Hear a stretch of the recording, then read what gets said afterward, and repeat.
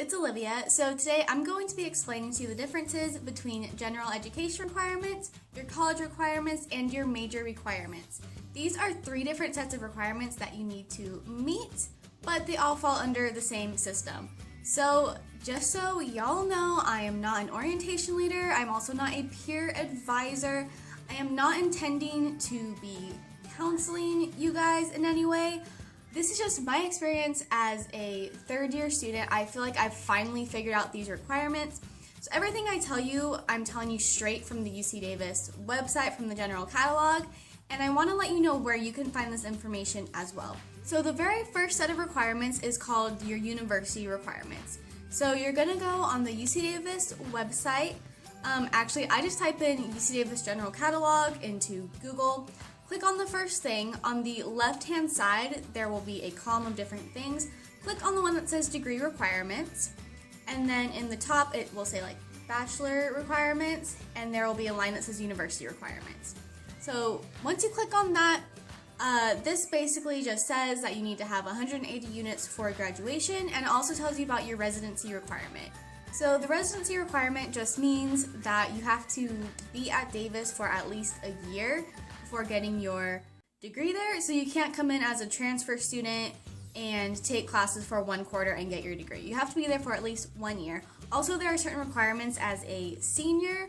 For university requirements, it says your last 35 units have to be taken at Davis. And then for different colleges, like College of Letters and Sciences, I think your last 45 units have to be taken on the UC Davis campus. So the next thing is your general education requirements. So go to the same thing I just said. You'll click on the left, degree requirements, and then there will be a thing that says general education requirements. If you go to orientation, they will completely cover this. If you have not been to orientation yet, don't worry, this will just be a nice little preview and you will get the hang of it once you actually go.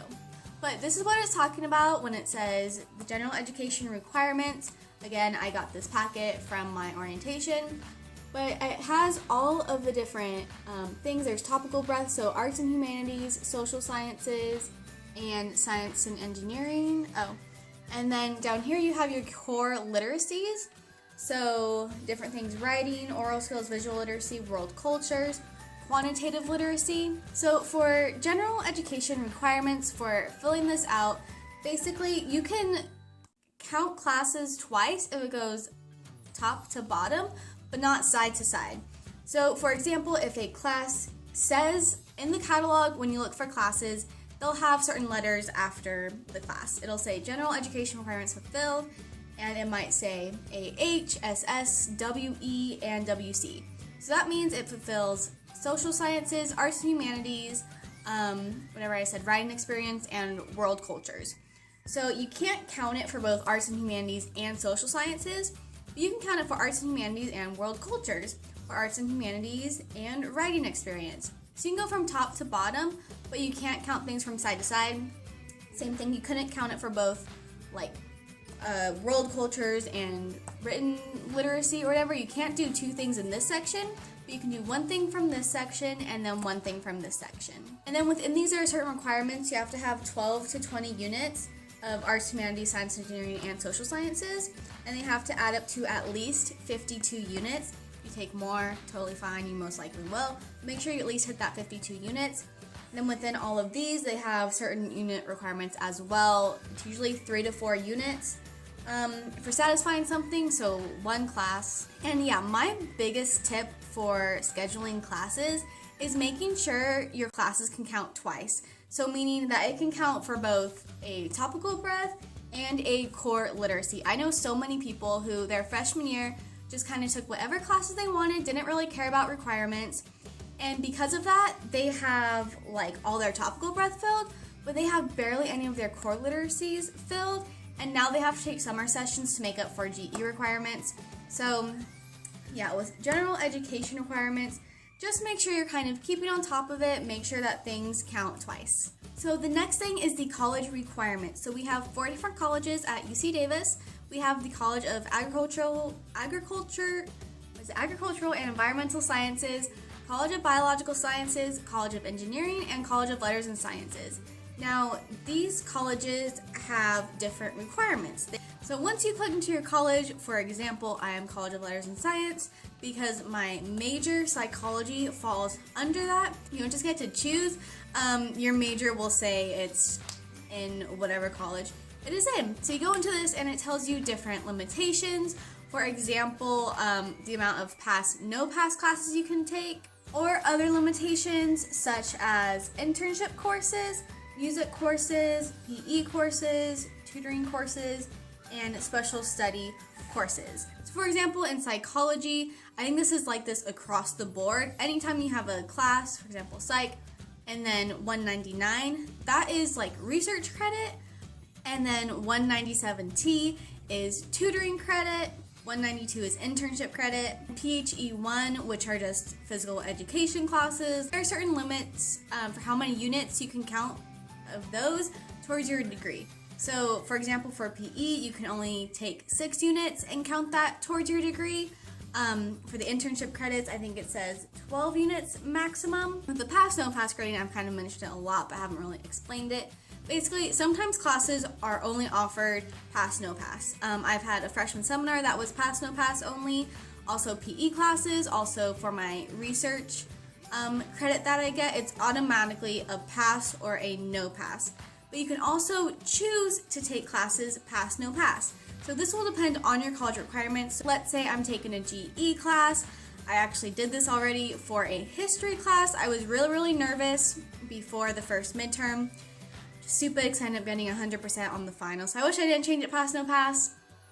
But the first like 20 days or so, you can, not only can you switch courses, but you can change your grading from letter to pass, no pass.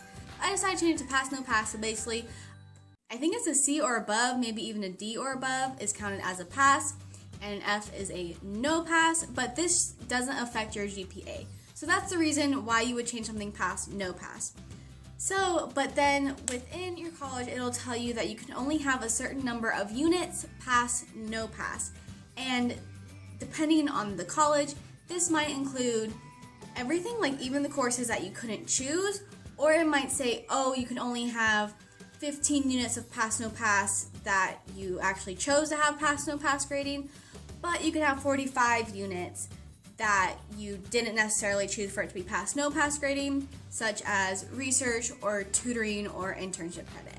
Also within the college, it'll tell you your English requirement. So I believe everyone at Davis has to take UWP 1 or ENL3, it's just a lower division writing course. When I took it, there were freshmen through seniors in the class just because requirement for everybody. And then in College of Letters and Sciences, you also have to take an upper division UWP course, and it tells you from which courses you can choose from.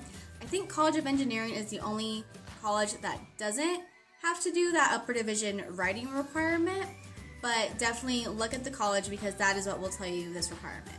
Also, this will tell you about any language requirements you might have. I am doing a Bachelor of Arts degree, so I do have a requirement of taking at least 1 year foreign language. So I can satisfy that in like a billion different ways. I could have satisfied it through AP testing, through passing out at an exam at Davis, through taking up to level 3 of the course at Davis as well. So I could have taken German 1, German 2, German 3 over a year, or if I had placed into Spanish 3, I could have taken that. But what's kind of cool about it is Spanish 2 or whatever language 2 at high school or community college is what the Spanish 3 is at Davis. So I am fulfilling my requirement by taking Spanish 2 over the summer at my local community college. You might also have unit requirements for your college. For me, College of Letters and Sciences, I have to have 64 upper division units. And just so you know, because I didn't know this my first year, your major classes do fulfill that requirement as well. For example, as a psychology major, I have to have 40 upper division unit psychology classes, but those also count, that 40 units counts towards those 64 upper division units I need to have. So just by adding a minor, which is another 20 units, and then taking an extra class, I fulfilled that requirement. You don't have to take another 60 units of some other subject. Under the college requirements is also where you'll learn how to make the Dean's List and how to get honors. I think also specifically in your major, it'll tell you how to graduate with honors. Also for the Dean's List, in some colleges, it's if you get above a certain GPA, but in other colleges, you have to be in a certain percentage. So like top 10% or whatever is Dean's honor list. So next are the major requirements. So where you find this is, again, General Catalog website. Go to the left-hand column where it says programs and courses, and then a whole list will come up with every single major we have. It's by alphabetical order, and then you click on your major to find out your requirements. For example, in psychology, I just clicked on it and it has preparatory subject matter. So it tells me all the classes that I need to take. Specifically, I know these are classes you have to take before you can switch your major. These are also just the lower divisions you have to take to be a psych major. A lot of times they're prerequisites for the upper division classes, so definitely do those first. And then it will tell you your depth subject matter. So if you've seen my What Being a Psychology Major is Like video, I explain this better, so maybe go check out that video as well. But for example, in my major, there are 4 different categories, and you have to take 2 classes from 2 of the categories, and then 1 class from the other 2 categories. So 2, 1, and 1 from those categories, and it tells you the certain classes that are in those categories, and then you can take a certain amount of elective units. On this page as well is where it will tell you the different requirements for being a Bachelor of Science versus a Bachelor of Arts. This is also where it will tell you your minor requirements. So for example, I want a minor in communications, so I would click on programs and courses, go to the C, communications requirements, scroll to the bottom, and it'll tell you the requirements for getting a minor. There should also be a list of approved electives courses. So for example, your electives don't always necessarily have to be from your major. Then in the general catalog, if you go to the top and click courses, then it'll tell you all of the courses that are in that department. It'll also give you a description. It'll tell you what GE requirements it meets. It'll tell you what professors teach that class. And it'll tell you what quarters it is offered. This isn't super important when you're just taking general education classes, but once you get into upper division classes, especially the upper division UWP courses, they're not offered every single quarter, so you kind of need to schedule your schedule around what quarters these classes are offered. Okay, so as a recap, there are lots of different requirements, but it's kind of in a tiered system. So you have your university requirements of having 180 units total, and then your GE requirements, your college requirements, and then your major requirements. Your college requirements are really where you're going to find most of this stuff as far as pass, no pass grading, internship credits, residency requirements, foreign language requirements, writing requirements. And then of course your major will tell you specifically what classes you need to take in order to graduate with that degree. So I really hope that this video made sense. It made sense in my brain. So hopefully this will help you understand all the different requirements better. I also hope this helps you in knowing where to actually find all this information online. Again, if you have questions about it, totally go to your advisor. I probably see my psych academic advisor twice a quarter just because I'm always freaking out about meeting the requirements. But totally do that. Go see peer advisors, go see college advisors. I believe every year you're required to meet with them at least once, but a lot of times they just have drop-in advising. So if you have a question, go ahead, go in and ask them. If you like this video, please give it a thumbs up, comment, subscribe, all that stuff. If you want me to make any more videos specifically about UC Davis things like how to use Schedule Builder or different tools available to you on Oasis, or anything like that, just let me know in the comments below. If you have any other questions about college things in general, comment that below. I'll be happy to answer your question. I'll be happy to make more videos. So I hope you guys have an awesome day. Remember to keep dreaming out loud, and I'll see you guys next time. Bye!